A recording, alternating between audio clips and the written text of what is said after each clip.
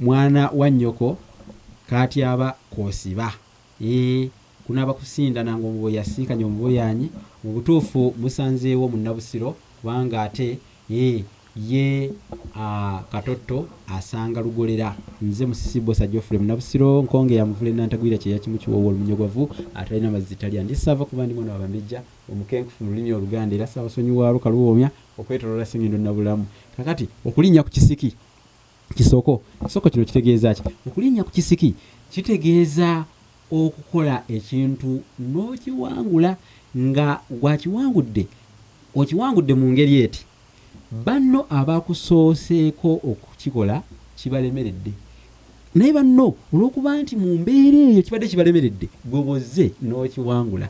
Omuntu akola ekintu ekibadde kirema abantu abazze nga bakigezaako ye n'akiwangula oluvannyuma ng'akigezezzaako gwe twogerako nti alinnye ku Kisiki. Oba okukola ekintu n'okisukkulumya mu nkola yaakyo n'osinga abo abaakusooka okukikola, okwo nakwo kuyitibwa okulinnya ku Kisiki.